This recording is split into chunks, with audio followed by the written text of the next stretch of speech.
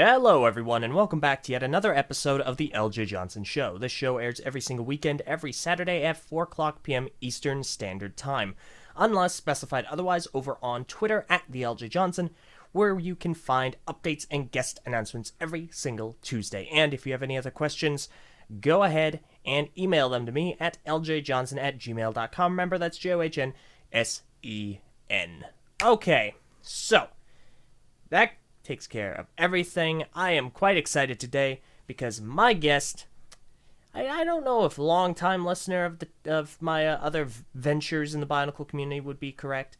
However, I see him around everywhere having a myriad of fantastic conversations about Bionicle, Lego, and so on and so forth. I am quite pleased to announce my next guest. It is Pizzacheetah, otherwise known as Tom. How you doing today? I'm doing fantastic. Thank you for having me on. Well, thanks for taking the time to be here. I know you're phoning us in from a faraway land, so for anyone listening, just be forewarned, there may be some technical difficulties, but I swear we'll make this as seamless as possible. Yeah, Hawaii is quite the faraway land, as it turns out. Yeah, we're both in kind of disadvantageous states at the moment, at least for this kind of a medium, because you're in Hawaii, you're very far off the coast, middle of nowhere, in the ocean. I'm in Idaho, the land-based middle of nowhere.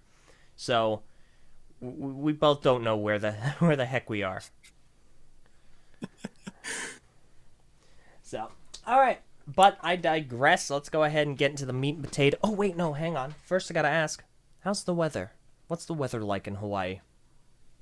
Right now it's a little bit under 80 degrees Fahrenheit, which is actually really pleasant. It's our winter right now, so this is... the humidity has actually been down all winter, which has been nice, because normally it gets very humid, even up till, honestly, up till January. It can be hot here sometimes, so the fact that it's cooled down a little bit and become more temperate is very pleasant. I know that 77.5 degrees is probably pretty hot in most places, especially at this time of year, but this is actually very middle temperature, middle ground. It doesn't get considered quote cold here until it hits the 60s. So yeah, so you can't see me, but I am cringing hard. That sounds awful.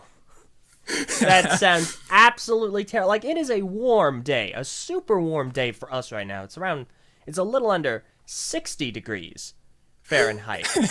And that's really warm. It's like, gosh dang, whew. Anyone else feeling a little heated at the moment? Maybe we should get the AC running. But a little under 80, are you kidding me? It's January.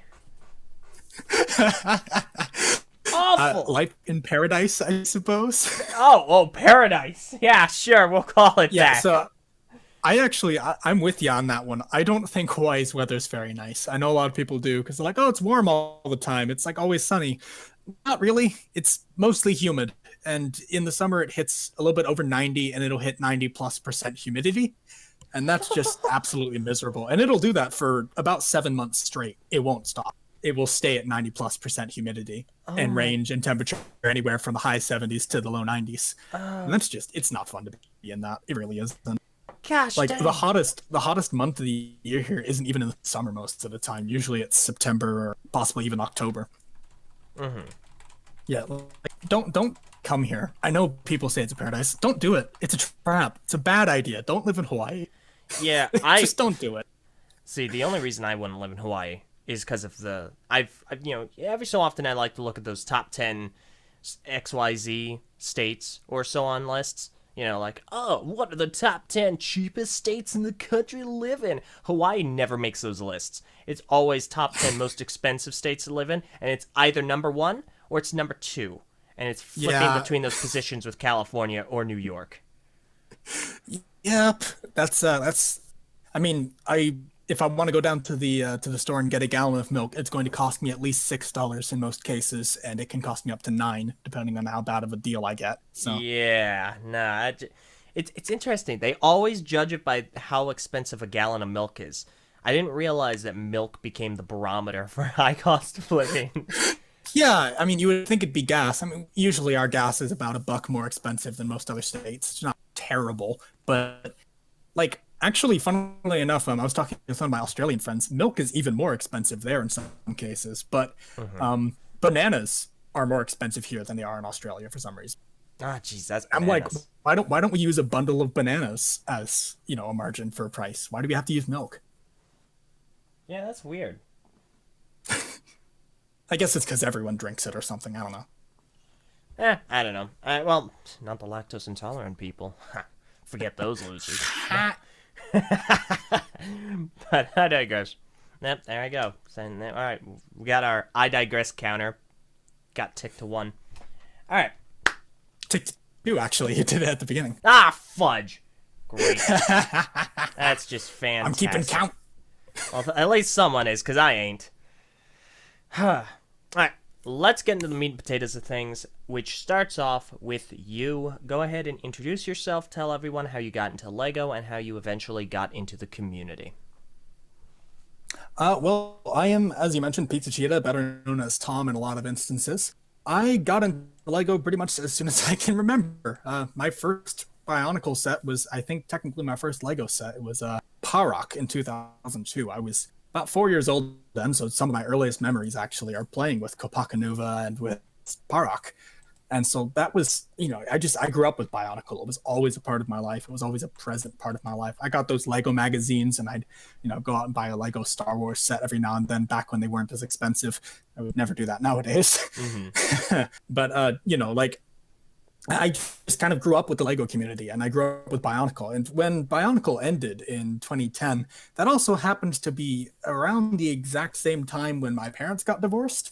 So that was a really, really hard time for me. That was just like this time of my life where everything I knew was terrible. My family was breaking apart.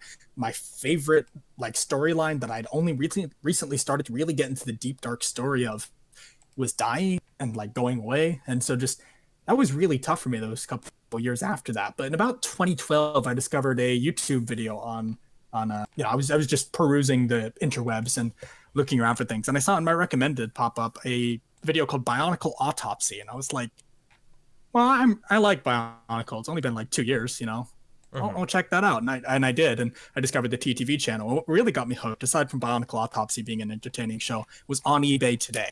That got me super hooked for some reason. I don't know. Venom's sense of humor is just fantastic. And It really is.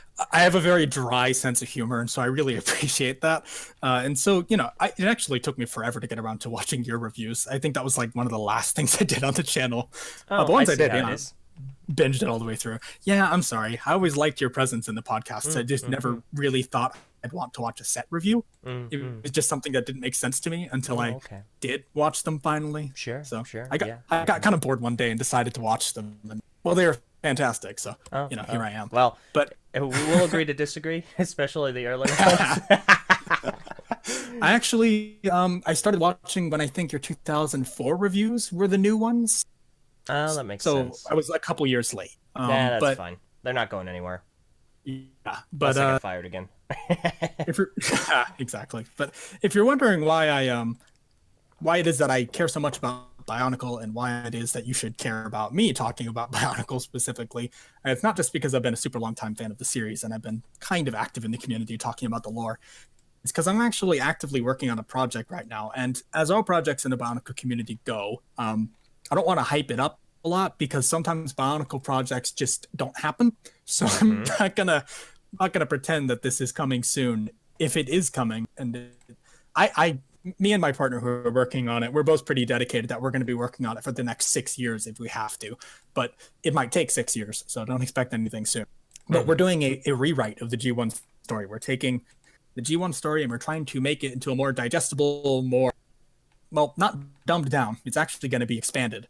But, here, I'll just read you my mission statement. That's a better way of explaining what it is. I don't need to salute while you read it, right? Oh, no. Okay, cool. It doesn't work like that. Okay, Yeah. So, cool. Bionicle Revised is a project that aims to tell the story of Bionicle while addressing issues many have with the original story. First, to tell it using only one consolidated medium, which will cover the entirety of the main story. Second, to cut unnecessary or confusing pieces of the plot that ultimately do not affect the story or characters. Third, to add character development and interaction where it fits naturally, so that characters might feel more nuanced or compelling. Fourth, to clear up or rewrite parts of the backstory that are contradictory or unnecessarily complex in order to make the story more approachable while maintaining the deep lore of the original line. Fifth, to make additions to the story that feel natural or that the majority of the Bionicle community already agrees with. Ultimately, the goal is to make a more approachable, more consistent, more exciting Bionicle story while not straying too far from the original story. That's a really long mission statement. But, and it's an admirable goal. I can see how that is that's quite an undertaking. It's awfully daunting. Yeah, it is. And in fact, you don't even want to know daunting, because very soon me and my partner are going to have to read through every Bionicle book that has been written. And as we read through it, analyze, pull parts we like, and talk about parts that we'd like to change or remove. So we're going to literally be reading the entirety of the book series, like sitting down together and analyzing it as we do it. So that daunting doesn't like fun, begin though. to describe it.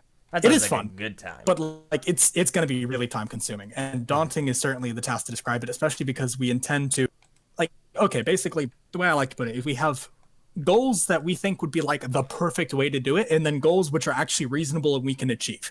And we kind of keep those two goals separate, but we keep the other one in mind and sort of build our reasonable goals in mind with the perhaps more of like a stretch goal, the sort of like perfect idea. So what we're doing is we're kind of making, at the moment, I know everything is super subject to change right now, but at the moment, the idea is to make a voice acted and musically backed moving comic. It's not full animation. It's not 12 frames per second, like, you know, a lot of other like that's the popular thing these days, you know, is 12 frames per second animation. Walt Disney would be rolling over in his grave if he heard that was popular. But, but you know, our idea is to make a like still frame moving comic kind of thing. It's I'm trying to remember if there's any good examples I can think of offhand. I can't really think of anything right now, but it's sort of like a storyboard that you watch and hear. And so that's sort of our reasonable goal. And the reason we're doing that is because it's achievable, but also because we think that's a really good medium, and we think the idea of making it sort of like a comic that moves with voice acting and music will allow us to capture a lot of elements of Bionicle people really like the music of Bionicle, and we have a lot of plans for that I probably won't get into because that's not really what I'm here to talk about. But you know, like there's a lot of stuff about Bionicle that people like, and doing that medium allows us to sort of capture most of it. That's kind of why we're going with that approach. But to the story point, you heard that very daunting mission statement, but that guides our every decision with the story. I think it's really important when making a project, especially something that's going to take a lot of time or is very difficult, to have a very clear and outlined mission statement that you stick to, something that guides your decision, something that if you go, man, this would be really cool, you look at your mission statement and you go, but does it really line up with this? And it's kind of important to keep yourself in check that way, because were I to rewrite Bionicle G1, I'm going to be honest, I wouldn't change very much at all, which would really contradict our mission statement, because there's a few things, which I'll get to in a little bit, that probably, for the sake of a cohesive narrative, just can't stay or need to be expanded.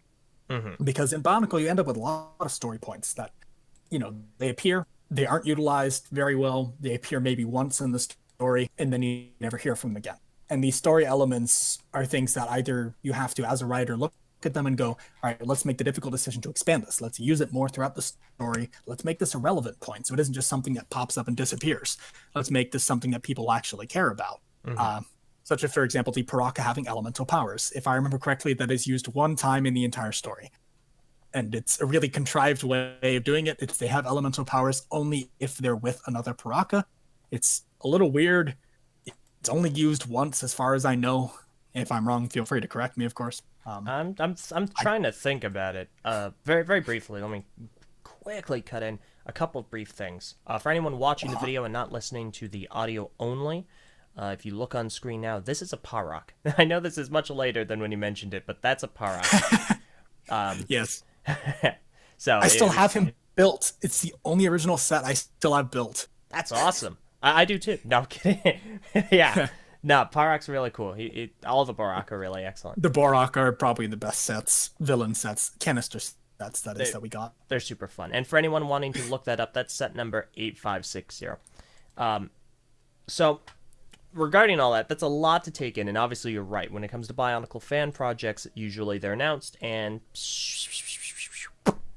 they go away very quickly. No. They don't last very long. However, thankfully, this sounds like a reasonable, attainable goal. So your aim is to basically kind of cut all the fat out of G1, Generation 1, the first run from 2000 to 2010. I'll clarify, 2000, I say 2000, but it's only because that's when it first started launching in the December of 2000 as kind of a test in a very small region of the world. However, the global launch is 2001, which is why the first wave is considered the 2001 wave. That out of the way. So it's just to kind of streamline and cut away some of the weird, inconsistent, or bizarre, out-of-place parts of the Bionicle story. Is that right? Yes, or, as I mentioned, to make a really difficult decision to take those bizarre and out-of-place parts and make them not bizarre and out of place, but keeping them around anyway. Sometimes, like with the Paraka elemental powers thing, I'm not entirely decided as to whether or not that just should be cut because it wasn't used very much, or if that should be expanded. And the reason I say that is because the Paraka have all these other really crazy powers, like, Thok can animate life. Let's just quickly bring that. Like, it's not like he's controlling inanimate objects. The name of his power is specifically listed as being that he animates life. That's a really insane ability. Avak has this stupidly powerful ability where he can take anyone and make a cage which is perfectly suited to encage them. Yeah. Like, it's kind of ridiculous how amazing the power, and they all have vision powers of some kind, and just the Paraka have so much at their disposal that honestly I don't even know where to start in terms of reworking their powers, because I don't really think it can stay that way for the sake of a narrative that makes sense. The fact that Rydak can't really be defeated the same way twice, but we don't really see that appropriately. Okay. That always really got to me. Now I know this is actually a very recent conversation, this specifically, that I had with Meso from the TTV channel, and we were talking about the power set. I think this was on a TTV podcast actually somewhat recently, and we were talking about the power set of certain characters and how many powers they have and whether or not they're well used, all the powers. Like, a character can have a ton of different powers if they're used appropriately. And I don't believe that the Paraka are used appropriately. Rydak, you just mentioned, really excellent example. He is the one that sticks out most to me when the Toa Nuva are trying to flee. Because they come up, the remaining Toa Nuva, come up with this excellent plan. They bring Rydak up, they slam him on the ground, they do all this elaborate stuff to take him out, and Yeah, he just gets back up. It's not like, oh, I was defeated, now I can't be defeated that way again, but I'm still defeated and I'm on the ground. It's like, no, he just gets back up and then, he's all right. Yeah. It bothered me. And then he's apparently got like thermal vision or something, which we like never see. Yeah, he has thermal and infrared vision. We see that in, I believe, the non-canon Nika Paraka game. Yeah, thing. we, That we 3D one? see it in the we see it in the Paraka animations, and that's, I think, the only time that we actually see that. And that's not even canon. So it's just, exactly. You have all these powers. And like, example, the Makuta, and when I say the Makuta, I mean Pterodax, actually uses a lot of his powers in the books. He uses his powers of vacuum. He uses his powers of Rahi control. He uses a lot of his powers. He doesn't use all of them. But, like, I would assume that Makuta play favorites in terms of the Makuta powers they have access to. Yeah, But, he uses a lot of his powers, though. Like, he doesn't exactly just sit on his, 42 powers. I think it's like, there's like 42 Chrono powers, rather. He doesn't just sit on them. He uses a lot of them. And so, that's good. And I like Pterodax being as powerful as he is. In fact, he's a fantastic villain. He's one of the best strengths of G1 is that, and I know some people might not agree that he's a great villain. I agree. I would say he's a good villain for different reasons. I might talk a little bit about that. Very briefly, definitely a strength. On the note of the Paraka, this is the last thing I'll say on this before we should move on to the main, the title of the show. Personally, if you ask me, I would remove the Paraka, the Skakti's secondary ability. I actually think that the elemental control in conjunction with another Skakti is actually really good because it's ironic. Because Skakti hate each other. Incredibly ironic. I think that really works for them. Keep it to that. Keep it to a vision blast of some variety, and that's it. Remove that. Yeah. Remove that tertiary ability. Get rid of That's freaking Hakan's mental blasts. or what have you. Yeah, that's kind of the way I was leaning because, as you pointed out, it is really funny to think about these beings who absolutely hate each other and cannot cooperate, being forced to cooperate in order to use one of their main powers. Yeah. And I like that. And that's why, like I said, with story elements, sometimes you have to decide to take the easy route to just cut it because it's just not useful, or you take the much harder route of trying to make something that is not relevant. Yeah. And I feel like the elemental powers have a lot of potential. And so that's kind of why I want that. But then you get to something like the Kraka and that whole scene. And it's kind of just like, this is just there as filler material. I hate to say that, but the entire scene with the Kraka does nothing for character development, doesn't do anything for the plot. It's really poorly placed in the story. It appears very early and it really has no reason to. Like, if anything, it should probably appear towards the end of the story of 2004. But it's just kind of there. It's weird. I don't like it. And so because of that, in all likelihood, the Kraka isn't going to end up showing up in Bionicle Revised because it's just, there's not a lot to that interaction that means anything. And so sometimes situations like that, you kind of have to decide, this might be interesting. Maybe there's something you could do with it, but is it worth it to do something with it? Or is it worth it to try to keep the narrative going and try to keep the plot moving? So I will vouch for Kraka simply on the basis I am biased about The Darkness Below. It's a very near and dear book to my cold brick-like heart. And I would argue, it's been a long time since I've read it, but I would argue that there was a lot of development put toward the Toa Metru as opposed to Kraka. Kraka was just a device in order to get the Toa Metru to better trust each other, better understand one another, and it gave a kind of a glimpse into what a Toa Nui could be. I agree in the sense that if a story doesn't, or if a scene rather doesn't have anything to do with the plot, but it impacts the main characters in some way and has some kind of development, that it's good. But I personally think that there are much better ways to achieve that effect than the Kraka. And so that's just a personal thing, I guess. That's fair. But, it's sort of an out of the place scene. And so sometimes that's the decision we ended up making. But, as many flaws as there are of G1, and, there's flaws here and there. There's a lot of things that make it really strong, including Ferredax as a villain, but there's a lot of other things too. Honestly, G1, the reason people remember it so well isn't because, these days it's kind of popular, I guess, to kind of look back on it and talk a lot about what went wrong because it's been so long people at this like point. To be negative. Yeah. Yeah, that too. I think people just like complaining about things, honestly. But, and here I am complaining about the story. Well, not entirely. I'm talking about how it could be done better, which is constructive criticism, I'd like to think. But to who? I don't know. No one's writing a story anymore. But don't remind me. But there's a lot of things about it that were really good. There's a reason that we clung to it in the first place, and it isn't just the cool fact. People want to say it is sometimes. I mean, honestly, a lot of Greg's writing was very much just taking whatever kids seemed to find cool and making it cool. And he did a good job on that front. But that wasn't the only reason people liked the story. People liked the story for a lot of reasons. There's a lot of values that it has, a lot of things that people really cling to. And trying to capture those elements is something that is going to be a challenge for our project. But I'd like to think we're up to the task. But let's get into a little bit about the strengths of the story, I think. Because there's some really good stuff. I want to talk a little bit about Pterodax because I do think he's probably my favorite villain in any story. And there's a few reasons for that. One of the big things, though, is because he is not a villain who is just excessively powerful or excessively smart or both. It's kind of the way he uses those abilities.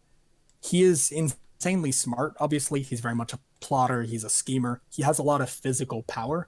But the reason he's so terrifying isn't because he's, I could kill the Toa in one blow. That's not the reason people, think that he's like this scary bad guy villain. People think he's creepy because you never really understand what he's going to do.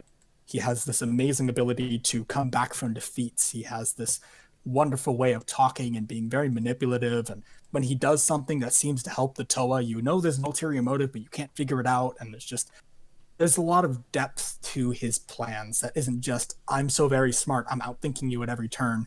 It's more of like, there is actually a very clear logic looking back on the story. There's actually a very obvious line of progression of what he was doing with his plan. It's not just he's so ultra smart in a kind of Mary Sue kind of way. There's more of a clear and defined plan to it. You just kind of have to look in hindsight to see it, which I like. I like that he had that much development put into his, put into his plots, into his schemes. He's not just scheming for the sake of being a schemer. He's scheming with a very clear and defined goal, which he ultimately achieves. I think there's a lot of uniqueness. Maybe not. Maybe uniqueness isn't the right word. I don't even think uniqueness is a word. Is it? I'm not You sure. can make it a word. Yeah, that's fair. People make up words all the time. So I think there's a lot of Bionicle does a really good job of doing something that people wouldn't really expect from it specifically, especially given it is a Lego theme. And Ninjago has been doing this more and more and more, which is great. And it's letting the bad guy win every now and then. And Bionicle did that in a literally and metaphorically huge way by letting Pterodax succeed. And I've seen some criticism of this recently.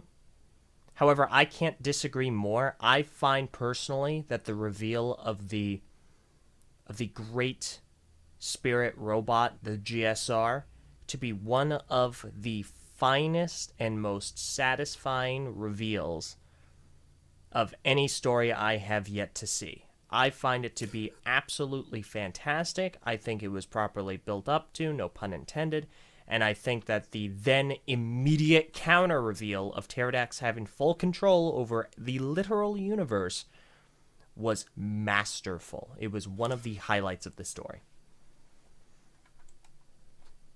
Oh yeah, I strongly agree. I remember reading the comic when they saw the Kanohi Krakan appear in the stars above and just being shocked and having no idea what was going to happen and being like, wait, is this the end of the story? Did he win? Like, I actually, for a moment, thought that Bionicle might have been ending and that they had ended it on that note because it was believable enough that Pterodax wins. Yeah. That's the end of the story. Like, that just, it hit me as like the possibility that like that could have been the end right there. It was so well done. And like, I was shocked, but at the same time, I was like, man, that would be a really good way to end it, you know? I'm glad they didn't end it that way. I'm not going to talk too much about the end of the story because that's sort of that topic has been discussed to death, frankly. And not only has it been discussed ad nauseum, which I don't necessarily discourage. However, it is a bit of a nuanced subject and doesn't. Yeah, it's not as conducive to what we're here to discuss. Yeah. Excuse me. I mean, we could spend the entire podcast just talking about the end of the story. I've done that before, yeah, and it's. I'll probably do it again. But like actually, one of the big things actually I really like about Pterodax as well is something that for some reason a lot of people who write villains stand as a have to do. The villain must be a threat. That is something that for some reason a lot of writers miss. If your villain doesn't threaten the main characters or the people they are trying to protect or the world itself, they're not a good villain. You can't have a villain be a thing for the good guys to fight. And that's the difference, I think, between G2 Makuta and G1 Makuta. G1 Makuta is a constant threat to the main characters, to the world, to everything. His existence is this constant, awful, like, if he wins, everything's going to go badly and everyone knows it. G2 Makuta kind of just appears and is a thing to fight. He's not really a threat. In fact, I think one of the best things, another difference between the two iterations of Makuta between G1 and G2, is that G1 Makuta is very present, and G2 Makuta is very much not. G2 Makuta doesn't even really get mentioned properly, like as a real character, until later in the story, because at the beginning we see him, we know he's one of the mask makers, and then he's just not important anymore. We have the skull spiders, we've got the skull villains. A lot of that just doesn't really tie into Makuta. We don't really have any relation to it. And then suddenly, bam, there's Makuta again. Suddenly that's a plot point. As opposed to G1, where Makuta never really leaves the picture. Even in probably his most absent year, which would be 2006, he's still super much there. In fact, he's probably one of the most important parts of the plot of that year, despite not even having a physical form, Like, he doesn't leave the story. He's always there. He's always the threat looming in the background. He's always present. And that's really important for a villain as well, as a villain to never be forgotten about. Even when they're not on screen, the viewer or the reader or whatever, can remember, that's right, this is the main villain. every action that happens, they're reminded of, is this potentially the villain coming back from his defeat? He's that constant presence. He maintains that presence throughout G1, and that's really good. It lets him really flourish as a character, and it is part of why I think he's such a good character. He's such a threat. He is very clever in a way that isn't just I'm so smart, but is actually, well thought out, and he's very present throughout the story, and that's super good for a villain. I really like. And that's an interesting way of putting it. And very briefly to anyone listening, I do apologize if there's any buffering. There's not much more I can do to fix that, so we can only cross our fingers, toes, eyes, and nose that it repairs itself. So, that out of the way. This is going to be nothing to the recorded version. So, I continue. There we go. Caught it. But yeah, no, I think you have a very good point. Makuta is, Pterodax at the very least, he is a constant presence. You can say one of the criticisms of Generation 1 is that it never had a main protagonist. It had several. You can absolutely say it had a main antagonist, and that is Pterodax. He is constantly a presence. I understand that some people are critical of Pterodax and his role, in that everything that happens in the story isn't happenstance. It's Pterodax playing underwater, upside down, 3D checkers. And he's just this incredible mastermind that everything goes perfectly for, and any small inconsistency is just explained with, is part of his plan. I don't necessarily think that's the case. I think there are clear problems that arise for him, and he just works around them. Yeah, I mean, he actually admits to being defeated at several points, both in Time Trap and also in Makuta's Guide to the Universe. You should pick up if you don't have it. Talking more to the audience, I'm pretty sure you have it, LJ. Oh, you know it. But he actually talks about how when he was defeated by Takanuva, how that was very much not planned. Like that was a setback that he didn't expect for. But he is thankfully smart enough to be able to plan around setbacks. He's able to go, well, if I'm defeated here, I can still come back in this way. He's not just I am very smart, but he has sort of a logic to the way he does things. And actually, he admits to Vakama in Time Trap about how Vakama was able to defeat him. And I really love that conversation. It has probably my favorite line from Makuta, or one of my favorites anyway, where he talks about how the combined consciousness of Nivok, whatever, Nidiki, and Kreka had temporarily messed with his brain or whatever. It's hard to overcome their consciousness. And he says, to put it in words a Toa would understand, I disagreed with something I ate. Yeah. I really like that line, but it's also just this great, he's such a good speaker. I really like his tone when he speaks, because you can tell he's such a manipulative, awful person, but he's just got this charm in a way, I really like it. He's so full of dryness and sometimes sarcasm, and he's got this incredible amount of confidence. His main weakness is his overconfidence. Which, he's smart enough to plan for his weakness, which is why he's such a successful villain. But he really does have a lot of pride, and it comes through in lines like that, where as he's admitting that he was defeated, he comes up with a really mocking line to the person he's admitting defeat to. So it's no longer about him admitting defeat. Now, all of a sudden, it's about him mocking the person he's talking to. He manages to just switch the conversation around. I love that. He does that all the time in the books. He does it especially in 07. And actually, I'm not going to get too into 07 because, frankly, some of the things that he says in that are borderline explicit. It's actually really creepy, some of the things that he says in the 07 story. But he's, like I said, very manipulative. Just a really good, well-written, prideful villain. I love his tone. I love his character.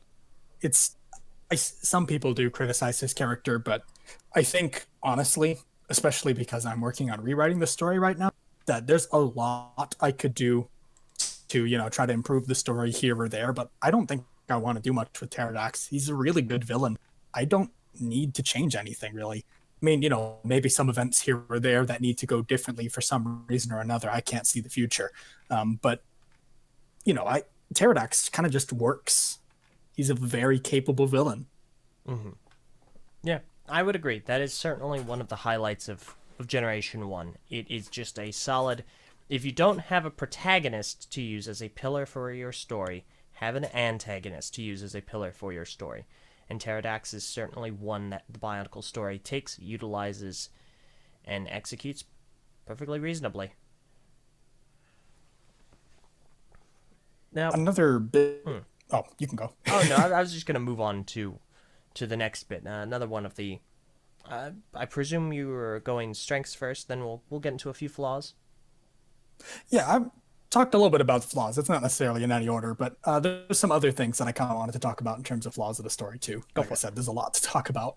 I just wanted to talk a little bit about strengths because, well, I didn't do that at the beginning of the podcast. One of the bigger strengths of the story as well, that is something that thankfully, no matter how many flaws the story has, a lot of the flaws are easy to look past because of this particular strength, and that is, I would say, the core values of the story. One of the most important things about Bionicle to me is that the whole story isn't about destiny. It's more about, honestly, sort of like this idea that you kind of make your own. It has this really powerful idea of, self-made people. This concept that the Toa Metru go through life, being the quote wrong Toa, but they prove that they're the right Toa in time, and then eventually it's revealed to become actually you were intended to be the Toa all along because Matanui knew that you were, really awesome people.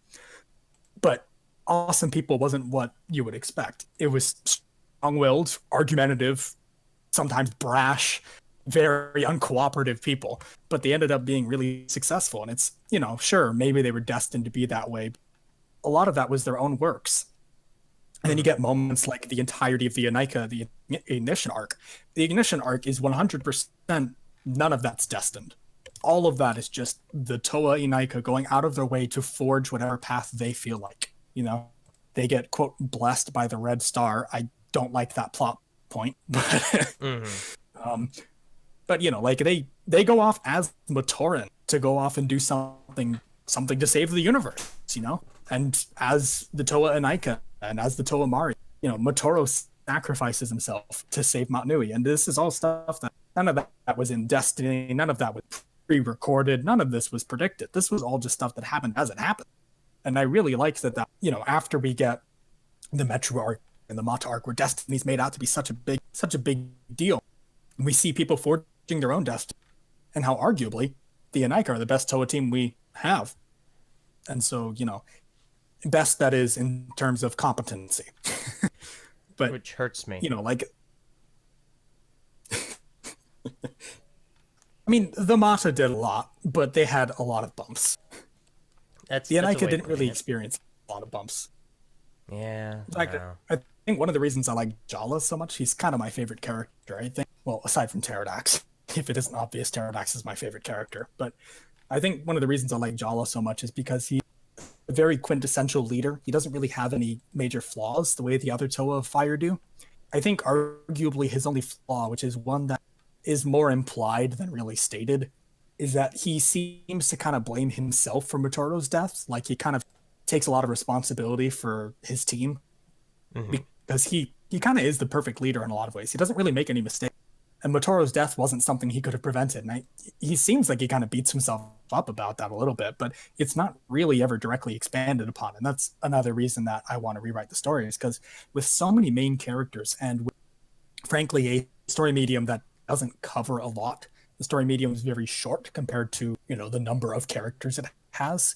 A lot of characters don't get time to shine. And I think little things like that, which seem like they're implied, but never really get focused on, if you just give them a little bit more time to focus on them, you could end up with more depth.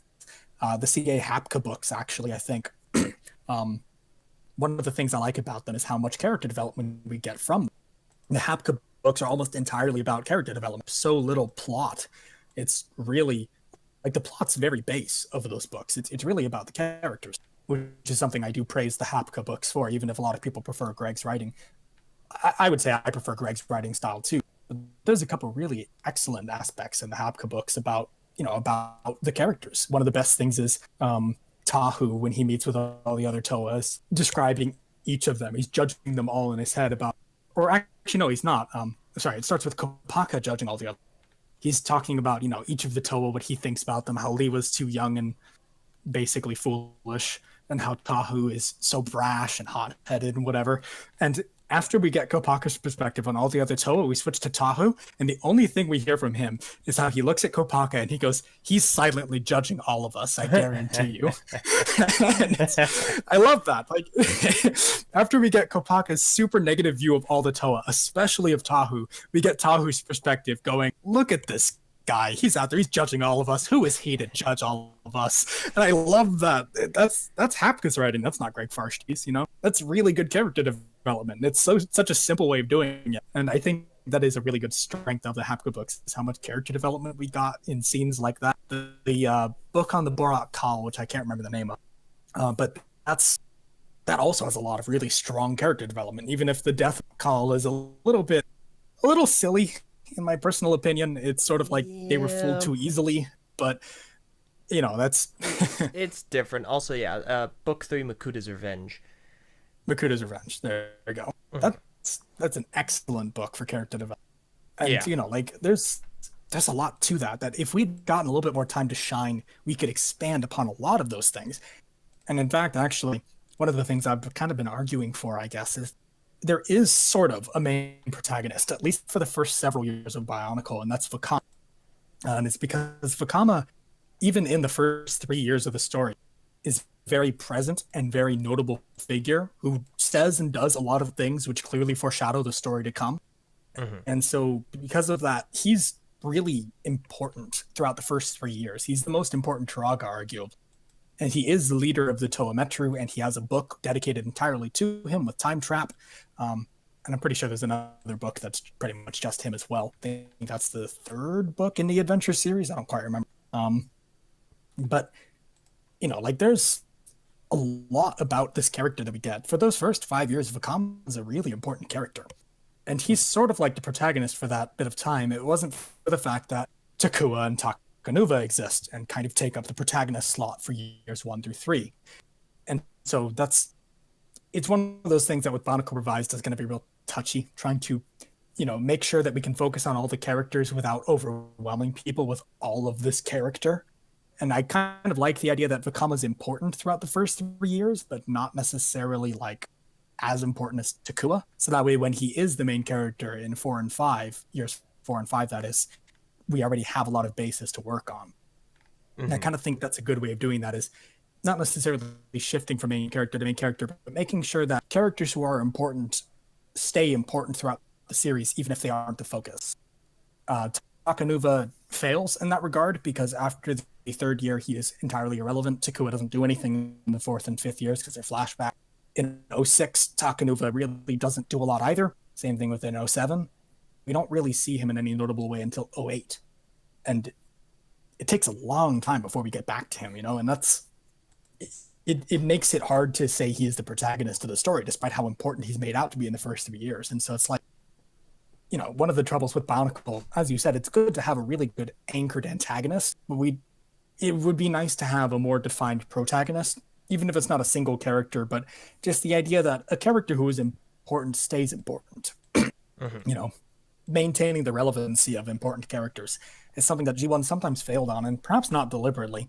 You know, they had to make new sets, they had to advance the story in different ways. It was hard to keep a lot of characters involved. It was hard to keep a lot of them important. But I think, honestly, were the story given perhaps more space, more time, if the books were longer, etc., if there was just more story content throughout those years, then perhaps we would have seen a little bit more relevancy with some of these side characters who we just don't see a lot of. And that's part of the focus of Bionicle Revised, which is why, as much as it is trimming the fat, it's probably going to end up being in the original story.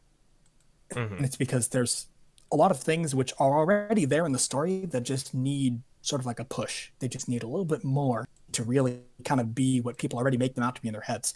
There's so many good stories that people have written between fan fiction and between, you know, headcanons about things or another that are just based on things that are only sort of implied really in the main story. I mean, we get all of this content that just is there, but never done anything with.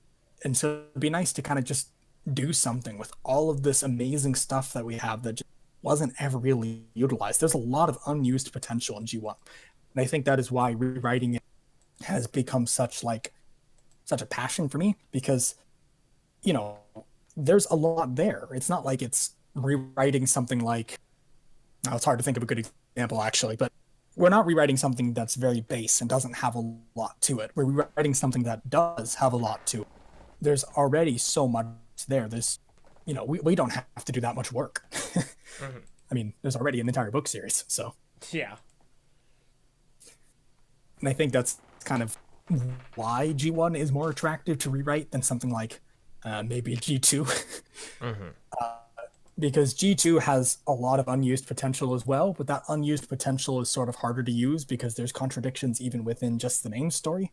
And so that's why I wouldn't want to be someone who's writing a G2 rewrite, because it's just, there's perhaps not really enough there to make something unless you get really creative and really kind of just feed off of a lot of your own ideas. And basically, I'm lazy, and that's why I decided to rewrite G1 because it's easier, despite being a longer story. Yeah, no, I get where you're coming from with that. But like the flaws of G1 are many. They're definitely many, but they're addressable. They're very much addressable. A lot of them don't contradict anything too majorly. Some of them are flaws that people only would notice if they really read deep into the story because they don't appear much. And so a lot of that's easy to either just snip out or kind of do something with that's interesting or special. And then you have all these amazing strengths that found it that you don't even have to touch, that you can just keep exactly the same way. There are certain years, for example, that people consider to be flawed years that after taking a more in-depth look at, we realize there's so much strength there that it'd be wrong to cut them. I know 2005 is the year that people usually criticize for being a year that just shouldn't have happened, but 2005 is a super, super important year to the story development of the Tomet. There's a lot that happens there that is actually really good, and it would be an absolute shame, it would be a travesty to just cut that out of the story entirely. And so we decided not to. We decided we're going to keep it. We're going to do a lot with it. In fact, I think 2005 story-wise, one of the more important years. It addresses the Great Cataclysm, which is a massively important event in the Bionicle timeline. It basically, it affects pretty much every aspect of the story is the Great Cataclysm. It's the reason the Matoran are in Mont Nui. It causes Voyanui to break off, except it kind of doesn't. The setting of Voyanui is really confusing. But, it basically creates the settings of Voyanui and Marinui. It impacts Carta Nui because that's what it's the reason they go to Mari Nui, which then creates the flash of light, which blinds the Makuta, and etc. Like, the Great Cataclysm is more like the Great Catalyst. It's the catalyst for the story. It pushes everything to happen. And so, 2005 is when we see that happen. And so that's why it's such an important year. And so there's a lot to the story that is going to be difficult to try to work on, but there's a lot to the story that is already so good that we're not really having a tough time. I'm kind of repeating myself a little bit here. I want to touch back on something you mentioned earlier that I find to be immensely interesting. You talked about the core values of the Bionicle Generation 1 story and how that carried throughout the line. If you could elaborate a little more on that, I'd like to hear that. Oh, absolutely. So there's a lot of values in Bionicle that people like, the whole unity, duty, destiny.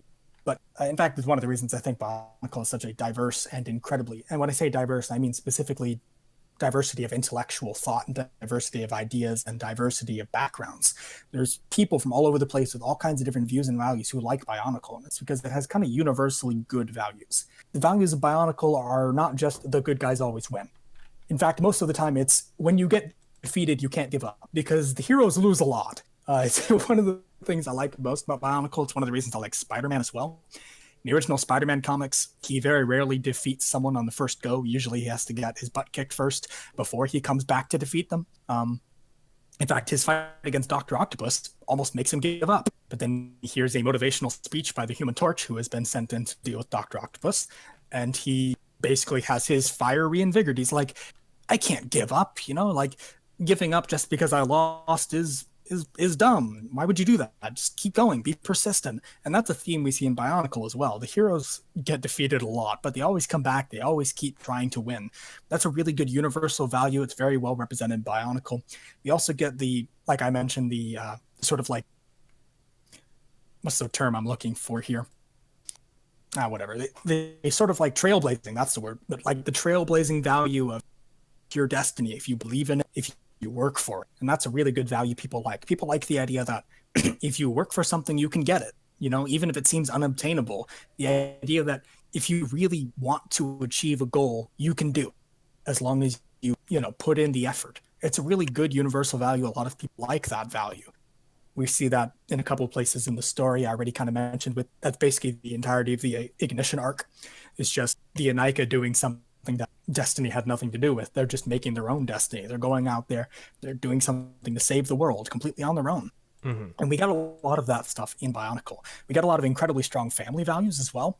The fact that the Toa are all effectively siblings of each other, at least they refer to each other as, they have that very strong sibling love for each other where they, we're not going to get too deep into that, I guess.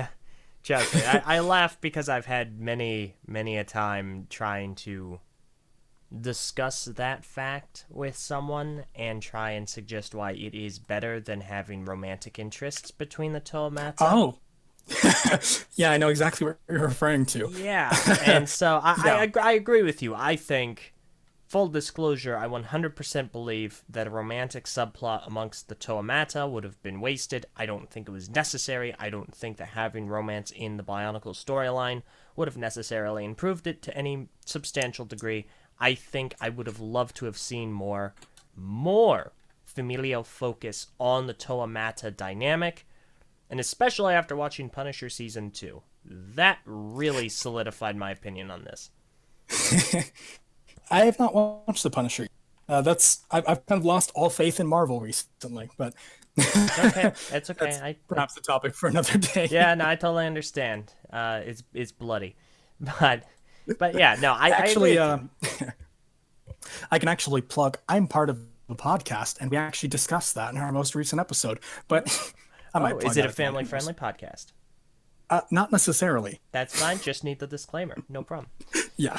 Okay. But yeah, the what was it?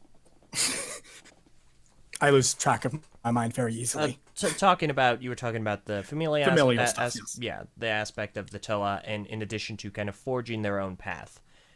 Yeah, and we get this very strong family value stuff from the Toa in the sense, they look after each other, and it's very clear that they have a sibling-like love for each other. They really care about each other, protect each other.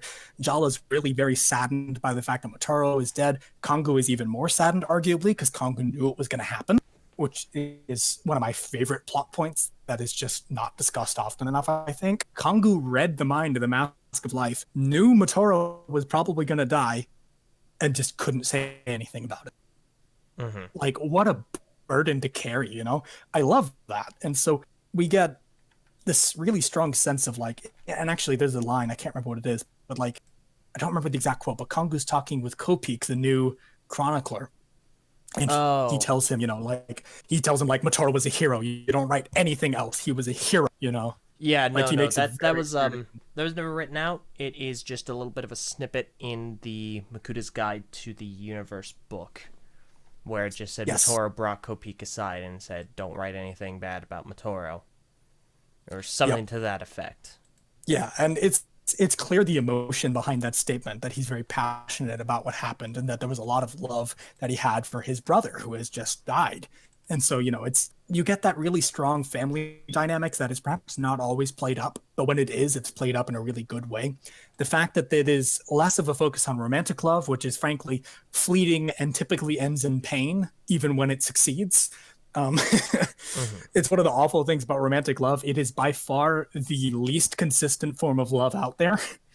And so that's why it's good that they focus on the sibling form of love, which is one of the strongest forms of, because even with your parents, your parents eventually pass away and you're still around, but your siblings you grow up with, you're with them as you grow up, you're with them as you get older, and you're with them as you grow old enough to eventually pass away with them, or at least around similar times. Siblings typically, in the majority of cases, obviously not accounting for, early deaths, but siblings are kind of your closest bond in a lot of instances for a lot of people. And so that's why it's good that they focused on that really powerful, close bond in the story, because that's something that a very large number of people can really associate with. A lot of people have siblings. A lot of people have very close connections with their siblings. I certainly do.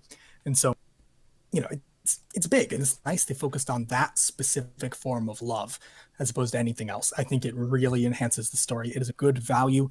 Bionicle is filled with a lot of good values, and when I say good values, I don't mean like nuclear family good values so much as I just mean universal. Everyone kind of agrees. Yeah, that's a good thing to teach. There's not really any debate that talking about how love between good friends or between siblings is a really powerful bond when you care about someone in that way. The idea that if you work for something, you can do it. That's a good thing. Like people like hearing that. And this kind of stuff is good stuff. People like it. And it's I think, why Bionicle attracted so many people, aside from just the cool factor, which is certainly a thing. But people kind of stuck with Bionicle, I think, because it makes them feel good. It has a lot of feel-good values. Even though the heroes lose a lot, they win in the end. Good comes out on top. People like hearing a happy ending, and it's not just a happy ending. It's a happy ending that's hard fought and well deserved. Yeah, I can agree. I think that's a really good way to summarize what draws a lot of people and keeps a lot of people for Bionicle. Of course, as you mentioned, outside of the cool factor. Something you did mention there that I do want to touch upon. Demos Z in the YouTube live chat mentioned, one of my issues I have with G1, one of the very few I have, is the lack of a real ending. And to me, 2010 is the end of the story and nothing else came after it. And you mentioned the ending, and I just want to briefly touch upon this, a little bit of an aside. That is a very popular way to look at it, and that is how I would describe it to people. That's why when people say Bionicle never really ended, I disagree with them. Bionicle G1 had an ending. What it had after that was just a continuation. But it has an end. The ending is, and I'll get the picture of it, it is Tahu standing on the beach, holding up the Konoha Ignika. That is the end of the Bionicle Generation 1 story. Here it is. This is it. That's it, ladies and gentlemen. It's worth noting Bionicle's story also started on a beach. Yes. Which is why that's such a fitting end. And that's why it's powerfully symbolic. It is the perfect ending. That's it. And that's a very popular opinion in the community, and it is one that me and Ethan too as well. The 2010, post-2010 story serials, we don't consider them canon, and it's part of why we're rewriting The Great Beings a little bit, because that means Anona is not canon, which I am okay with, because that's a really weird, contrived character, and it's a very, very poor explanation for why the Great Beings exist. So that's kind of why we're rewriting that. I think... I'm not sure, because I've heard a really good argument for Anona, and I've heard a really good rationalization for her existence, but very, very briefly, to kind of wrap this plot thread up, at least on my end, I'll let you have the floor again. Yeah, this is where the story ended. This is where Generation 1 concluded. It had a continuation. There were still plot points in motion. Yes, I agree. And if you really want to look at it this way, Liwa was never around for the final battle. That is one of my greatest... That's one of my largest grievances with the Generation 1 story, that the Toamata, the original crew, were not fully around and together for the final confrontation. That is a massive misstep. And it just so figures it had to be Liwa. By the way, Tom, how do you pronounce that name? I typically alternate between Liwa or sometimes I used to say Liwa more often, and the reason is because I live in Hawaii, and as it turns out, Hawaiian and Maori are very similar languages. They both have, technically, most Hawaiians came from New Zealand at some point, Aotearoa, I should say specifically, or Tahiti. But because of that, the Polynesian vowel pronunciation is pretty consistent across the board, and it would be pronounced Lewa. But because I kind of prefer to say Likoro instead of Leikoro, because Leikoro is really weird to me, I've more commonly started to say Liwa recently. Okay. All right, cool. Yeah, I don't know if you listened to it. I had Alistair Swinnerton on. He said it's Liwa. He got that from a Maori dictionary, and it was Liwa. So I don't know. Yeah, I don't know if it's exactly the same, but I would assume it's similar. There's a lot of similar words, but I don't exactly speak Maori, so I wouldn't know. Yeah, I'm just going. I cannot fathom any more of an official. Yes, no, Yeah, this no, is how it's Alistair said. Swinnerton saying it's, yeah. The guy who named the pretty Toa definitive. saying, yes, this is how it's pronounced. I would know. I named him. It's like, I can't get beyond that. So, he's a super cool guy, by the way. He's genuinely fantastic, and I will take this opportunity to plug his book, The Multiverse of Max Tovey. It is a super fun read. You should definitely go and check that out and pick it up if possible. All right. But yeah, no, I definitely believe that Generation 1 story ended right here, and it also had a continuation. The continuation never concluded outside of Smod's Tale, which had a really nice ending. But this is the end. Bionicle ended, and it had what I think is a really nice ending, personally. It's not perfect, but it's serviceable. It's certainly serviceable. I would certainly, of course, intend to do a few things to try to make it better. One of the big important things is, as you said, the Tohamachi present at the end would definitely be something that needs to be changed. It would be wrong for the original Toa team to not be there at the very end, at the final triumph. So obviously that has to change. That's not really negotiable at this point.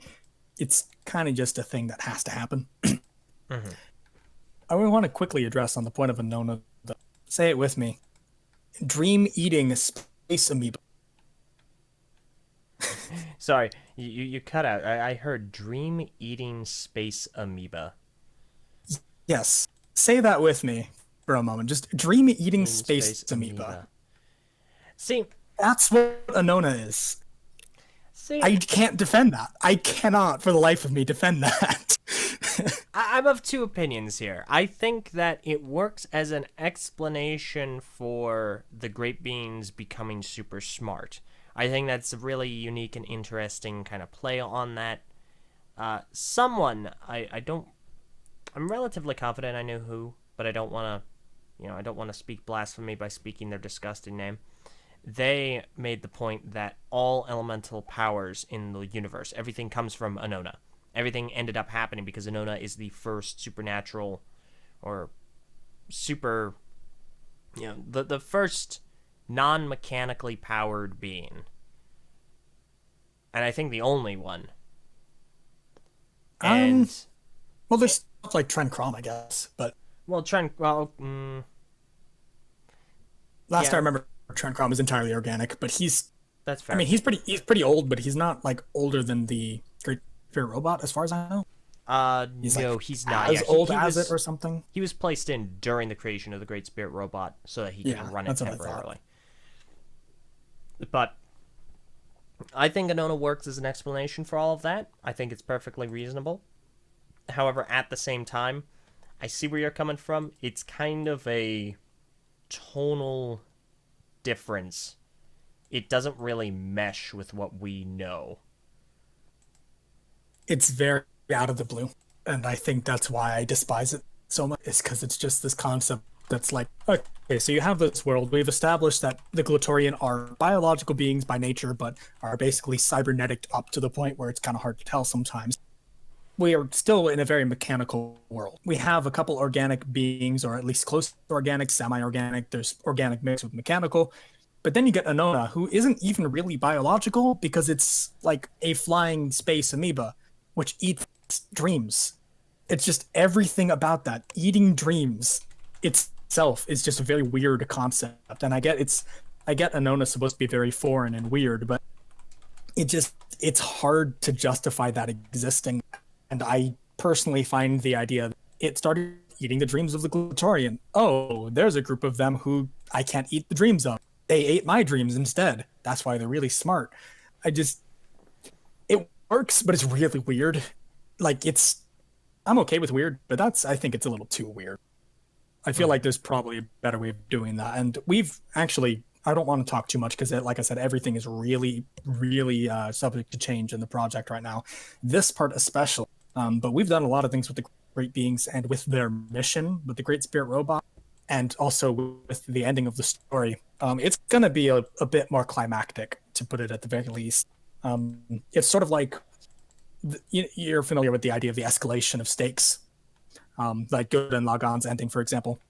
where it is just escalation of stakes upon escalation of stakes upon escalation of stakes. It's just constantly, the stakes get larger and larger and larger until it is literally the first at stake. And that's kind of what we're doing with the ending, because we're making the mission of the Great Spirit Robot less ambiguous, I suppose. It has kind of a clear goal, but it's a really convoluted and very weird way of said goal. And we're kind of explaining that away as well by, again, making the great beings a bit more childlike. The idea is that the great beings do a lot of things which are redundant. They make an incredible amount of fail safes instead of just making a system that doesn't need fail safes. And so they do a lot of things which are very weird and sometimes questionable and very often convoluted. And we're basically using the explanation of they're highly creative, but that doesn't mean they're smart. So that's kind of our explanation of that. We're changing up a little bit about that, but a lot of their convoluted nature is staying the same. In fact, some of it might even be expanded upon. And that's basically because we're making them a lot more childlike. We're making them more very creative, just making whatever it is they want to, but really not paying a lot of attention to the consequences of it, which I think not paying attention to the consequences of their actions is a perfectly good arc for them as well, because that's kind of their whole thing. The great beings didn't really pay attention to their consequences of energized protodermis in the core war. They destroyed their planet. They didn't really pay attention to the consequences of creating life, and it caused a lot of problems for them later. They don't really think things through very often, and so we're kind of taking that same route. We figured, like, initially, we wanted to make them more rational. We were like, these are great beings. They got to be really smart, right? And then we thought about it more, and we're like, we could have to change so much to make them rational and reasonable and intelligent. It's not just easier to make them childlike, it's also just more fitting. The idea that this race would destroy their world because they're so ignorant of what they're doing and the consequences of their actions, it fits better that way, you know? And so that's kind of why we decided to do that way. Okay.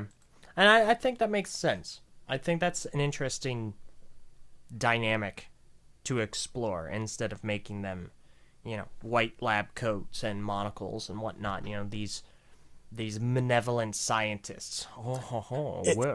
It's less of a Jeff Goldblum in Jurassic Park moment and more of a children playing with Legos, which I think was the intention to begin with. And that makes sense. But Tom, are the great beings human? We're not even sure if we're going to make them Glutorian, but they're definitely not human. But. Okay, yeah, no, that's good. That's the best way to go about it.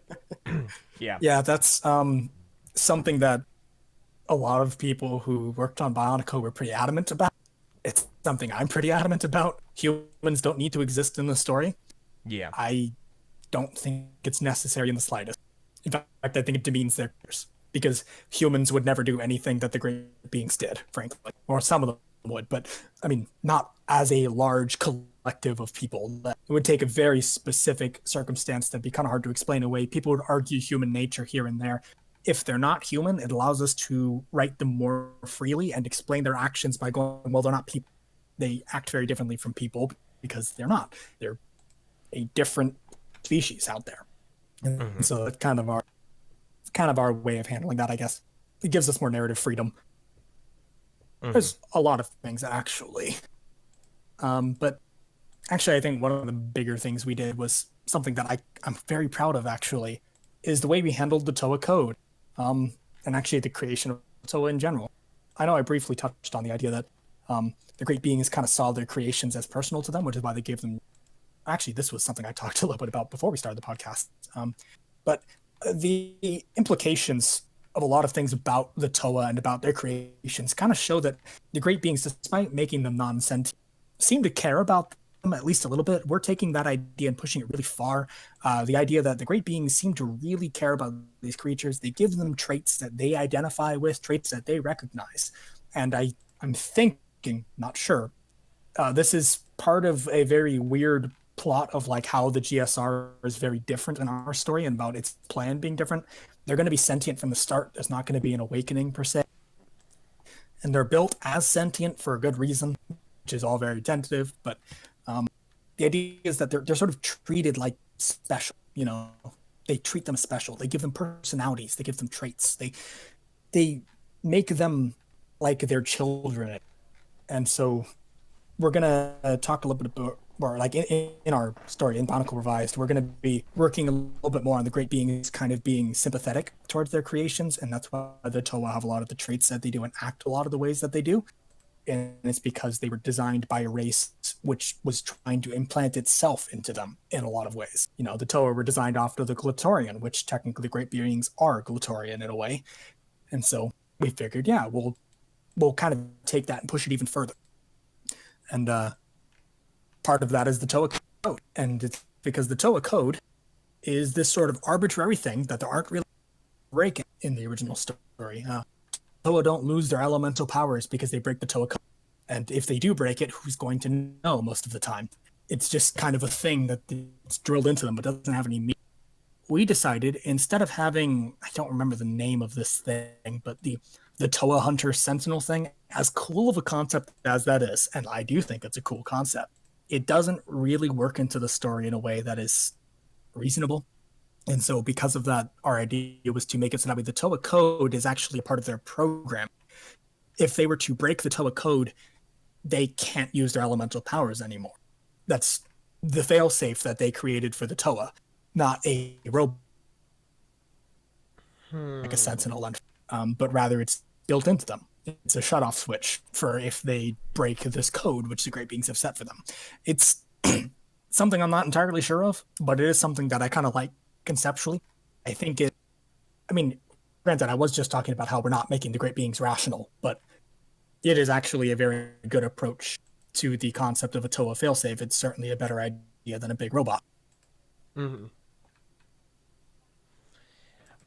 I think that's an interesting direction to go as well. I'm not super sure how sold I am on the Toa having their elemental powers cut off, but at the same time, thematically it works.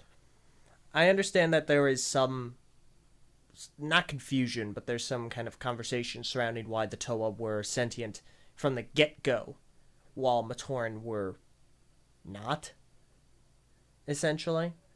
And I feel a lot of that has to do with the great beings needing the Toa to be able to make decisions on their own, because they would be handling situations which had no easy, pick ABC answer. But I like the way you're going about it. I don't necessarily think it's lesser than how Generation 1 goes about it. It's just different. And I think that's interesting. Part of the reason we're making the Matoran sentient from the start and not having an awakening, although something that bothered me was that apparently Ovtoran were actually sentient from the start, which don't even get me started on the emotional shock that Takua must have felt when suddenly these lifeless, not lifeless, but these, basically soulless creatures walking around him that look like him but aren't like him suddenly start having emotions. Don't get me started on how that must have been horrible for any of the Matoran. Yeah. But we're making them all sentient from the start because the goal of the Great Spirit Robot is actually to go out to analyze other civilizations on other planets, and inside of it to have a civilization. And this is the whole idea of the islands on top of the domes. Underneath the domes are the inner workings of the robot, which control it and allow it to function as a robot. The part on top is the civilization intentionally made by the great beings to mimic their own. And it's because as the Great Spirit Robot explores other civilizations, it picks things that are successful. It has a criterion, it picks things that it thinks will work, and it adapts them inside of its own civilization. And if it doesn't work, it kills the program. But if it does work, it keeps it. And the idea is the Great Spirit Robot's supposed to go around and try to make a better civilization than the one that the Glatorian and the Ogori had. That way, when it returns to, at the time, Barra Magna, it can have a functioning society that the Great Spirit Robot is then going to basically download into the planet in a way, which is kind of complex, but this is sort of the escalation of stakes that we get at the end. It's going to download its information about its more, shall we say, perfect society to the great beings, so then they can learn from it and they can create a better society for themselves. And also, while it's doing that, mend the planet. It's not just make a giant robot to mend the planet, because it's really weird. It's more of, it's like I said, more rational, but at the same time very over the top and kind of ridiculous in the way that you expect from the great beings. And I think that's kind of part of what we're doing there. It's the idea that the great spirit robot isn't just out there to study things, then come back and fix the world. It's out there to study things and to experiment and to probably try to make a better society for the great beings and the Glatorian and the Agora to live in. Mm-hmm. Okay. I see how that could work. I definitely I like that. At the very least, I think it's better than the idea. The only reason they have elements is because certain elements made them better at jobs of running the robot, which, I mean, some of the elements, I really don't know how, but... Are you telling me that the power of psionics isn't helpful to running a robot where everyone is just a mindless drone? You're out of your mind, dude. Come on. But yeah, I see what you're getting at. Now, we should definitely start going ahead and wrapping things up before we run too terribly long. However, let us discuss some of the critiques, some of the flaws that Generation 1 has, because obviously enough, it has some. What are some of your greatest grievances with the Generation 1 story and setup? Personally, aside from a couple of the post-20 serials being a little awkward, and the existence of Anona, I do think, like I said earlier, I think it's just that the characters never received enough development for me to really grow attached to a lot of them. Mm-hmm. I am more attached to Jala than I should be because of the story. Like, Bionicle fans have a tendency to headcanon things, like, about characters, to give them more development, because most characters just don't get enough. I think it is the thing that is perhaps the most difficult to introduce Bionicle to new people because of. People have trouble getting into Bionicle because there's not really any protagonists to latch onto, and the characters they do have just don't get enough development to really be bonded to. I think that is by far probably the biggest weakness of Bionicle G1's story, is that our protagonists just don't have enough time or content to really be developed characters. Yeah, I can see that. Because I never... Obviously enough, my favorite character in the story is Liwa. No surprise there.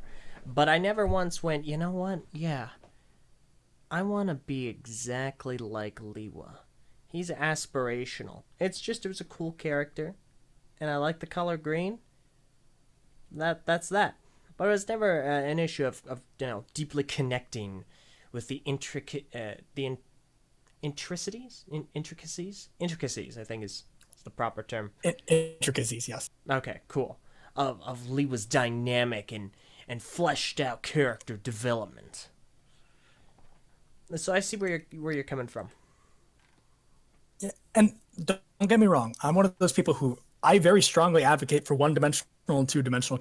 They are necessary to a story to have characters that are not super well fleshed out. I think that's massively important. But if you want to have a really good story, it's nice to have a couple three-dimensional characters the reader can kind of understand and see the nuance and depth to. And we just don't really have any aside from, like, even Pterodax, as well written as he is still a bit two-dimensional at times. There are times where he kind of like leans on the third dimension, but he never really gets, and the reason people use that term is because the third dimension has depth, the second dimension doesn't. And that's kind of where Pterodax falls a little bit. Sometimes he doesn't really have the depth that he could. And, as well written of an antagonist as he is, even he sometimes doesn't quite hit the third dimension. None of the characters in Bond really do very strongly. And it's a problem that could be easily addressed with more time. And it's not a massive problem, because characters like Pohatu, for example, can exist as two-dimensional characters and be perfectly fine. But characters like Tahu perhaps need a third-dimensional side. Tahu needs depth, otherwise he is just the brash and brave and obnoxious character, and he's not a good leader, and he's not a good character. He needs to have that depth of also being fiercely protective of his friends, of being very strong-willed, of perhaps he doesn't like planning out so far ahead the way Kopaka does, because he's afraid if he plans too much, he won't act. He's someone who's a man of action. He doesn't want to think about it. He just wants to get it done. can't waste time because there's a lot at stake, and if we waste time, my friends could get hurt. But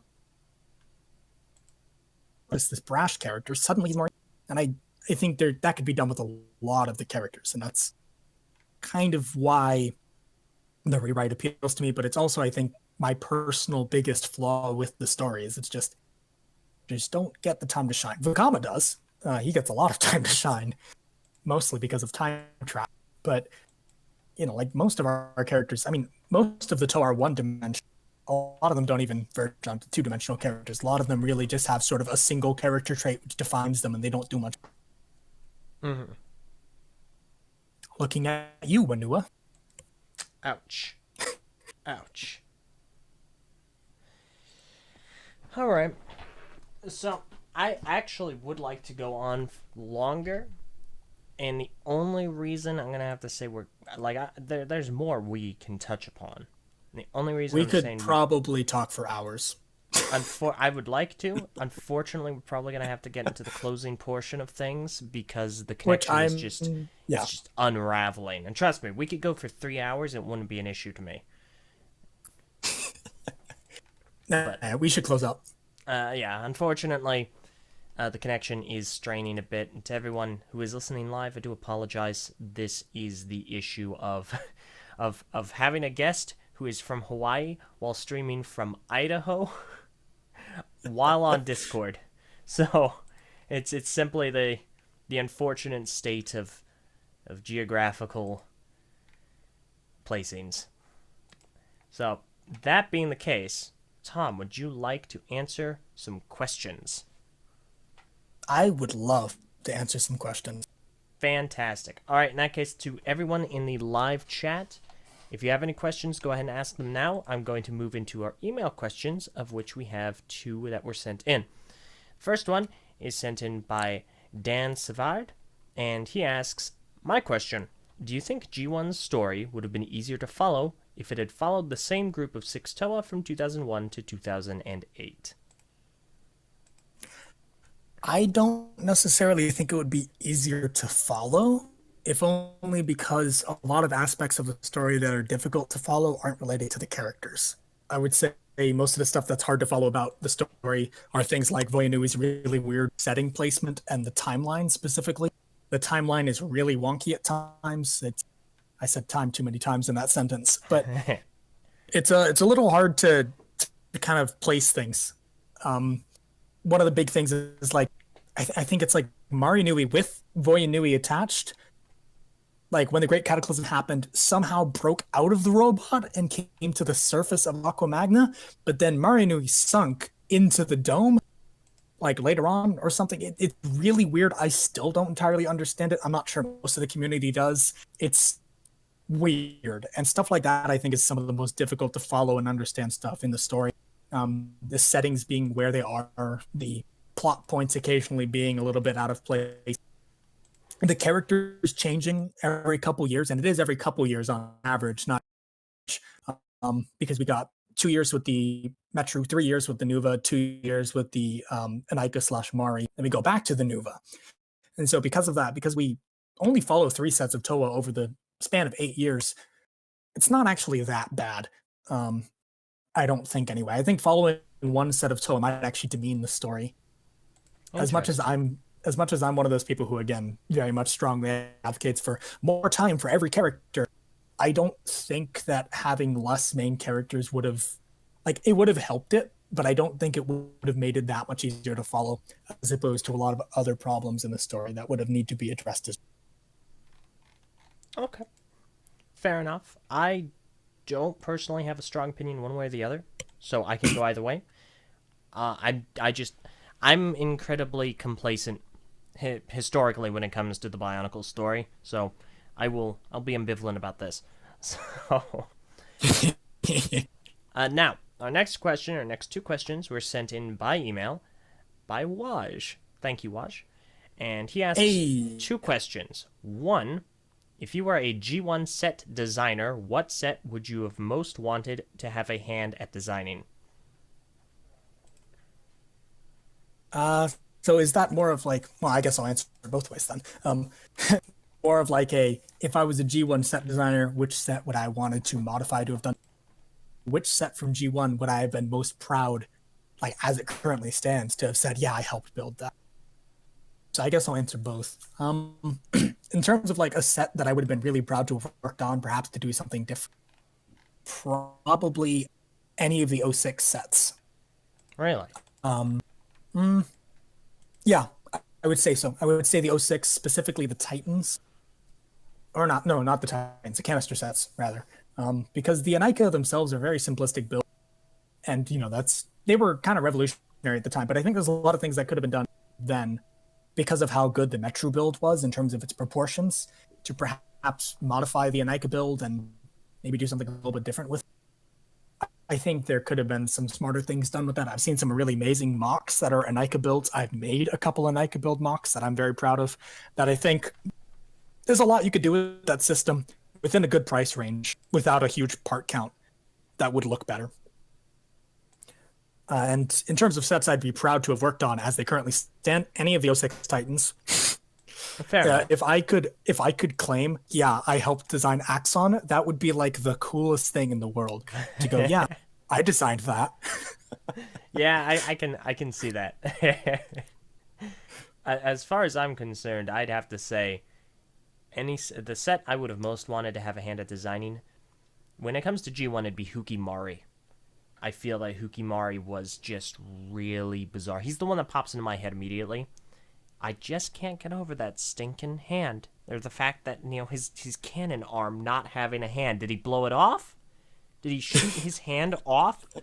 I don't get it. You can just put... He already has Keat orange hands. You could just give him one more. It's one more piece, and it completely fixes that. I don't know why they didn't do that. So, he's one that pops in mind. Now, I'm usually pretty content with the '07 designs, but Hyuki in particular is definitely he's a sore point. Yeah, no, I don't get it. Now, the other question Waj sent in was, what are some of your favorite Bionicle fan projects? Ooh, there's a couple that I'm a fan of, but honestly, a lot of fan projects that I liked either died or never really reached completion. I'm obviously a big fan of Reviving Bionicle. Most people in the community are at this point. If you haven't checked out Reviving Bionicle, I'd recommend it at the very least. I don't know what my recommendation is, but it's good. I like it a lot. I also very much like the work that has been done to restore I think it was Legends of Matanui, was the 2000 Legend of Matanui, the 2001 game. Yeah. The work that has been done to restore that by the community has been phenomenal, and I am really, really, really happy with what has happened there. So I think those two projects especially have been really good. There's a couple other things I've liked in the community here and there, but those two especially. And actually, I should bring this up. Little Brotherhood Studios. I was following their work years ago, and they've only recently come back around to start putting out some more stuff. But the stuff they've been putting out is phenomenal. They do fantastic animation. They do amazing modifications to sets to make them look more gritty and dark. And I mean, it's amazing work. It's really astounding. I think that's probably the most impressive Bionicle fan project I've seen. Mm-hmm. Yeah, I first of all, Little Brotherhood Studios, if you're listening, I know you are, but if you are, I'm just saying the offer's still open for you guys to be on here and talk about it. So, not like they're the only people that have declined me or anything. No, I'm not hurt. It's fine. But they have an interesting project. Need a better lead with, though. I might know a guy, and I'm interested to see that succeed. What was that first project you mentioned? Oh, that would be Bionicle Revised. Okay. Wait, I thought at some point fudge. I thought at some point you were talking about Reviving Bionicle. I know, I'm messing with you. It's the same initials but reversed. So. Oh, I see. Clever. In that case, for me, I'd definitely say two stick out. First of all, Metronui Legacy. I know that the next episode is going to be excellent, and his series has been absolutely outstanding. It's been a joy to watch. He does amazing animation. It's some of the best the Bionicle community has ever seen, in my opinion. And additionally, Toa Tapao Nuva. Now, Toa Tapao Nuva does Bionicle motion comics, as you were kind of mentioning this earlier. They're not motion comics in the traditional sense, like that one comic that was at the end of Web of Shadows. They are, it takes the frames and it shows you the frames and it kind of moves them up and down. A little slideshowy, but it's all voice acted. Yes, I've actually seen those. Those are entertaining. Mm-hmm. I do like those. I do personally have, and this is perhaps gonna be a bad thing for my project here, but I do have slightly higher standards for voice acting than that project does, I think, because a couple of those voice acting bits I would not have accepted, but it is still really good. I really appreciate the amount of work that has gone into those. Those are phenomenal, actually. Yeah, I will say though, the guy they're actually they kind of solidified the medium that we were planning on using for BioEye as being the right medium. Yeah. I definitely think as far as the voice work is concerned, there are a lot of them. Because I know the process, it's basically just you're given the script, and then you read it out, and you send it in, and that's basically it. There usually isn't any peer review. Like, there is a Bionicle project that I've done voice work for, and I can't talk about it. It's being worked on, but it was... The individual in charge directed me to do the lines. They are some of the best voice acting. It's some of the best voice acting I've ever done thus far. And it really makes a difference when you are directed to do your lines a particular way, which is not how the Bionicle community usually works. So, well, that's definitely not my standard of quality. So, and the reason for that is because I want Bionicle Revised to not only be a project that Bionicle fans will appreciate, but that someone who is not familiar at all with Bionicle could watch and appreciate and be like, wow, this is good quality stuff. And so I'm a little bit of a perfectionist, I guess, but perhaps that's not always a bad thing. It is not always a bad thing. Hey, Tom.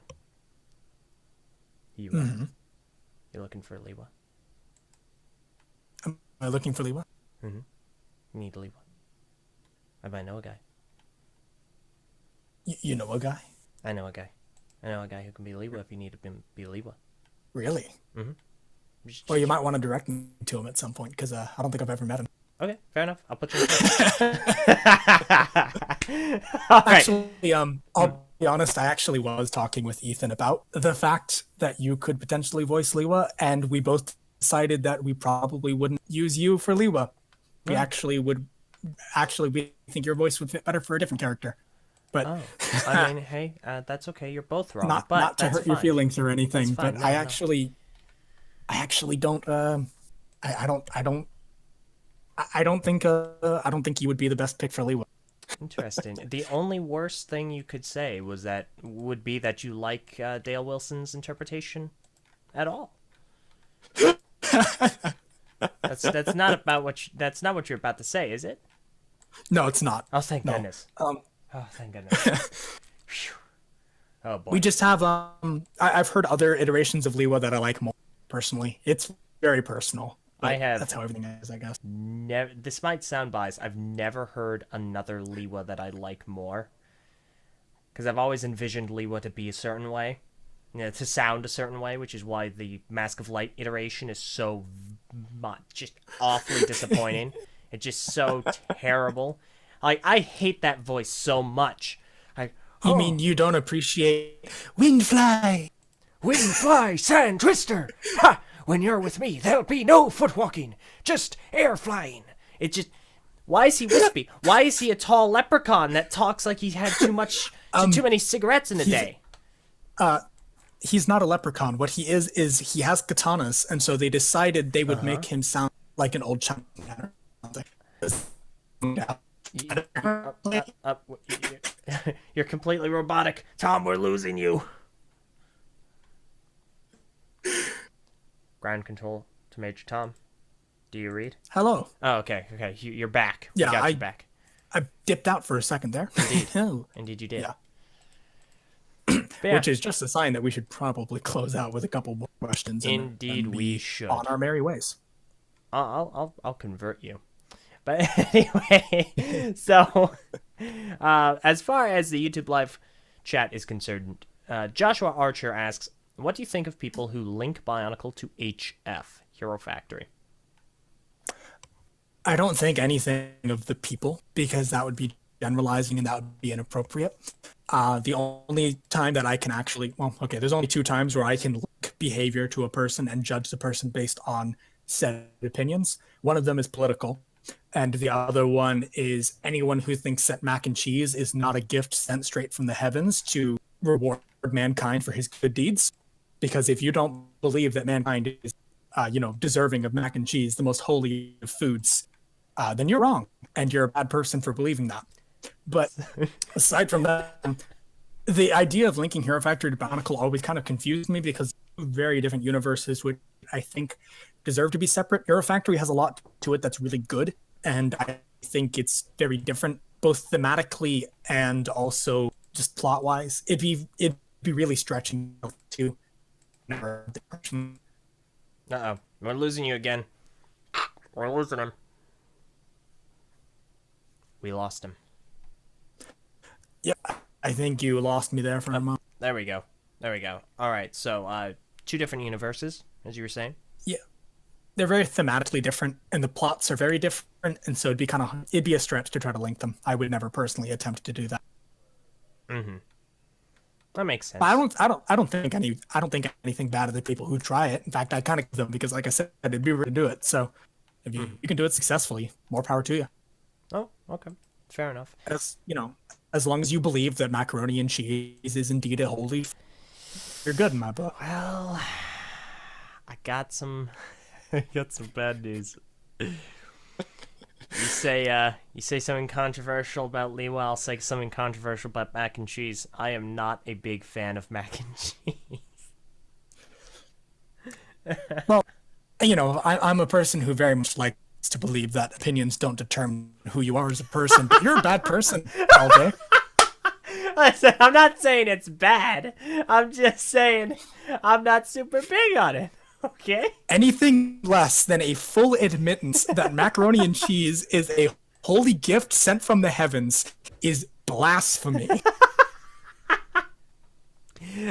Well, you know what? We can I like to believe in the power of civil conversation, and where 2 people can come together and agree to disagree on certain subjects.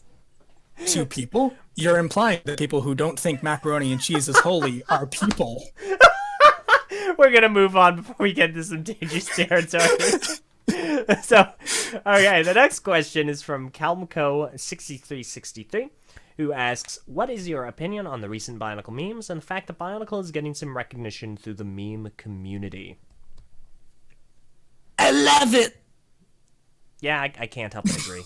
I mean, the thing, this was a very similar question to one we got last week, and I brought up... about the Liwa swinging arm meme. I love it. I never thought I'd live to see a day where Liwa Mata, my favorite Lego set of all time, had become a meme, and that brings me great joy. I'm very happy. The only issue I have is that I haven't been able to capitalize on it enough, and I have no idea how. So I'll just be content that it's a thing and be happy I'm living in the same timeline. I mean, having made a Bionicle meme or 2 myself, I very much appreciate when Bionicle memes actually get seen outside of the Bionicle community. I very often, in one of the servers I'm in on Discord, one of the Warhammer 40k servers I'm in, I will share Bionicle memes inside of their meme posting channel, and usually people understand them because they recognize Bionicle as that thing from the past they know, and so usually they appreciate the Bionicle memes, and so I try to spread them around. I try to do my part, to the community. Mm-hmm. Got to keep the memes alive, friends. Don't let your memes be dreams. Don't do it. It's not good. All right. Now, next question is from Lenny Virix. I do apologize if that was pronounced incorrectly. And they ask, which type of media was more accurate or closer to canon? The comic books or the novels and chapter books? I argue very much so that the novels are sort of your baseline canon. They're kind of what I would refer to as high canon. If there is a inconsistency with the novels, I typically relate to the novels, but there is a single exception to that, and that is Manog. I consider Manog to be higher canon than the novels, just completely out of personal preference. And I think a lot of the community does too, because frankly, the Toasuva scene in the Hapka books is really boring, and the way Toasuvas are handled in Manog is way so. Mm-hmm. Yeah, I'm of two minds about that. However, yes, Tom is generally right. The novels do take precedence in canon. It's books, comics, films. Although Greg has said differently on films, this is generally the accepted canonicity of things. It's books, which are the baseline, comics and films, which are adaptive mediums of the books. They are artist interpretations. And then some games, most of the games are non-canon or semi-canon. In the case of Manog, Manog would fall under semi-canonicity. And then everything else. That is generally how the hierarchy of canonicity is considered amongst the Bionicle community. Mm-hmm. The reason that we're putting Manog so high on the pedestal isn't for every detail, but it is for certain scenes like the Toasuva, because frankly, we just don't way it's done in the books. Mm-hmm. It's a little personal, but I know there's a fair amount of people in the community that the Toasuva scenes in Manog are really cool. And when you read the books and you find out that they just see a bunch of statues and they just keep putting the masks on until eventually the statues are wearing, gold masks. It's really boring by comparison. They just get to the Kimi Nui and they see a bunch of statues and they're like, let's just put our masks on them. Yeah. And then they get gold masks. I don't know. We decided to go with the much cooler way of doing it, and the way that Manog does it, where the Suva is inside of each of the Koros, and they're collecting the masks and bringing them back, and then they sink into the Suva, and then they come out wearing the golden mask, and it's all triumphant. I really like that. The scene where Liwa gets his golden mask, of course, is like one of the coolest scenes I think in Manog. So.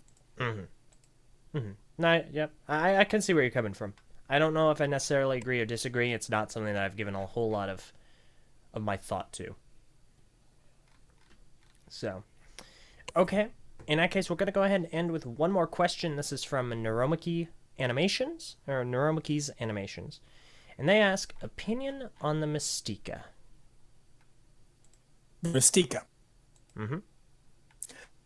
Okay, so my opinion on the Mystica is a little weird. Mystica. It's a little interesting. Set-wise, I think they're all really good sets. I just don't think they look like what they're supposed to.